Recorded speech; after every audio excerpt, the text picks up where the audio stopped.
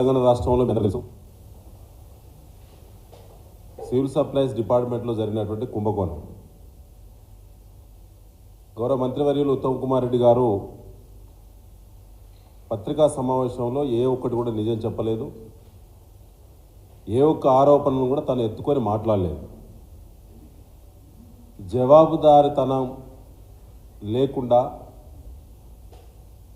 నాకేం సిగ్గన్నట్టు దాటవేసేటువంటి ప్రయత్నమే చేశాడు తప్ప అసలు విషయం ఒకటి కూడా మాట్లాడలేదు. వార్తలు వస్తున్నాయి పత్రికల్లో, బియ్యం కుంభకోణానికి సంబంధించిన టెండర్లను రద్దు చేస్తున్నట్టు. అది మాకేం సంబంధం లేదు, మేము దాన్ని వదులుకుంటున్నాం, ఆ సమస్య లేదు, ఆ ఇష్యూ లేదన్నట్టు మాట్లాడింది. కానీ బియ్యం టెండర్లకు సంబంధించి ఇప్పటి వరకు అధికారికంగా రద్దు చేస్తున్నట్టు ఉత్తర్వులు జారీ చేయకపోవడం వెనుకున్నట్టు ఆంతర్యం ఏంటి?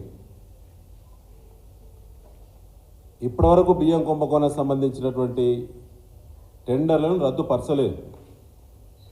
ముందుగా వారు ఏమంటారంటే, మొన్న పత్రికా సమావేశంలో చాలా తెలివిగా అసలు బియ్యం టెండర్ల ప్రక్రియ అనేటువంటిదే ముందుకు పోలేదు, దానికి సంబంధించి ఎలాంటి నిర్ణయం కూడా చేయలేదని చెప్పి మాట్లాడారు. ఇవాళ ఎల్జీ ఇండస్ట్రీకి సంబంధించి సన్న బియ్యం టెండరు దక్కినట్టు వారికి ప్రొసీడింగ్స్ ఇష్యూ చేసింది మేనేజింగ్ డైరెక్టర్, తెలంగాణ రాష్ట్ర పౌర సరఫరాల శాఖ తరఫున. కానీ వారు ఏం సంబంధం లేనట్టు తప్పించుకునే ప్రయత్నం చేస్తూ ఉన్నారు. అది ప్రజలందరూ గమనించాలని చెప్పి నేను ప్రత్యేకంగా విజ్ఞప్తి చేస్తూ ఉన్నాను. ముఖ్యంగా మిత్రులారా, ఇవాళ మీ అందరూ తెలుసు, ఇవాళ జరిగినటువంటి దాంట్లో రెండో కుంభకోణం. గతంలో మా బీఆర్ఎస్ వర్కింగ్ ప్రెసిడెంట్ కేటీఆర్ గారు చాలా స్పష్టంగా ఆధారాలతో కూడిన అన్ని విషయాలు చాలా స్పష్టంగా చెప్పారు. అందులో ధాన్యం టెండర్లకు సంబంధించి ఎవరైతే బిడ్డర్స్ ఉన్నారో, టెండర్దారులు ఉన్నారో, వారిక్కడ వసూలు చేసినటువంటి డబ్బంతా ఆంధ్రప్రదేశ్లో దాస్తున్నారు, వైజాగ్ బ్యాంకుల్లో దాస్తున్నారు.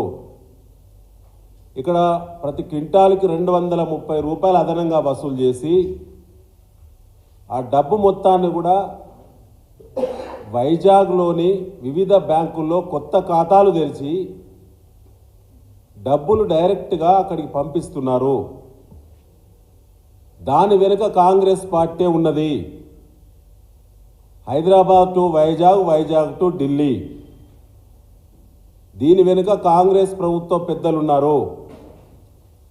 డబ్బులు స్వయంగా బ్యాంకుల్లో మిల్లర్ నుంచి బిడ్డర్ కొత్తగా తెరిచినటువంటి అకౌంట్లోకి డబ్బులు పంపిస్తున్నటువంటి ఆధారాలన్నీ కూడా ఇవాళ పత్రికా సోదరుల ద్వారా ఇలా తెలంగాణ రాష్ట్ర ప్రజానీకం ముందు పెడుతున్నది భారత రాష్ట్ర సమితి.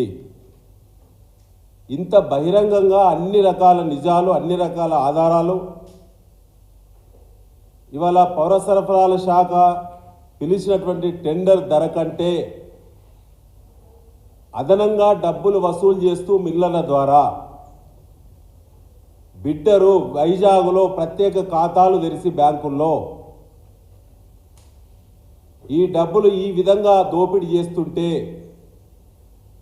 భారత రాష్ట్ర సమితి గత 15 రోజులుగా ఇన్ని ఆధారాలు ప్రజల ముందు, ప్రభుత్వం ముందు పెట్టి డిమాండ్ చేసినా ఇప్పటి వరకు సరైన సమాధానం ముఖ్యమంత్రి గారు చెప్పలేదు. సంబంధిత మంత్రి గారు దోబుచ్చులాట ఆడుతున్నారు. సివిల్ సప్లైస్ కమిషనర్ గారు ఆ మధ్య ఏదో ప్రకటన చేసినట్టు మేము చూసినాం. అయ్యా, మీ డిఎం సివిల్ సప్లైస్ డిసిఎస్ఓ గారే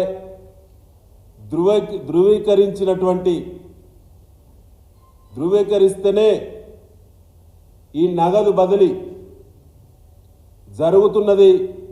జిల్లా స్థాయిలో ఒకసారి సమీక్ష చేసుకోండి.